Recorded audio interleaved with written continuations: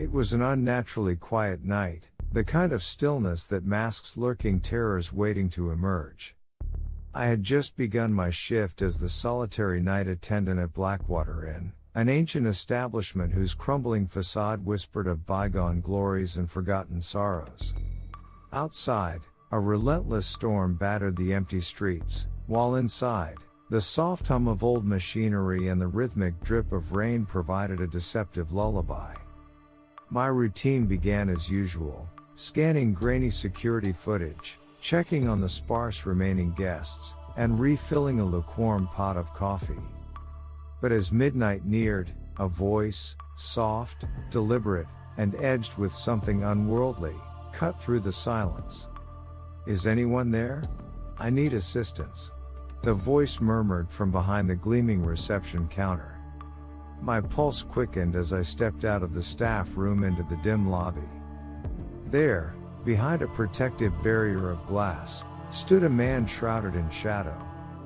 His face was partly obscured by the low light, his eyes were vacant, unblinking, and his thin smile held no warmth. "Sir, do you require help?" I asked in a hushed tone. He leaned forward so that his breath fogged the glass, whispering, "My key. It's useless now." I handed him a replacement key, and in that moment, our eyes locked, an intense, unnerving stare that seemed to sear into my very soul. After a long, wordless pause, he murmured, almost mechanically, "You'll remember this night forever," before turning and disappearing into the labyrinthine corridors. For the rest of my shift, every creak of the old building and every distant murmur set my nerves on edge. Then, a sudden thud at the front entrance shattered the fragile calm.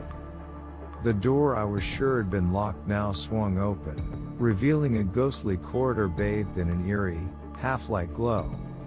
Drawn by a mix of dread and duty, I followed faint, irregular footsteps up a narrow staircase, where I glimpsed that same gaunt figure standing silently near a closed door. His lips moved as if reciting a threat, "I will find you," the words echoing in the cold, empty hall. Heart pounding, I fumbled for my phone and dialed the police as he advanced slowly toward me, his expression unnervingly serene.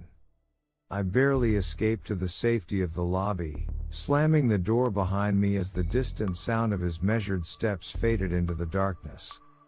Although officers later combed through the building and reviewed the security footage, no trace of his identity was ever uncovered. Even now, when I sit alone in the quiet of night, I can still hear that spectral promise echoing in my mind, a reminder that some nights leave scars that never truly heal.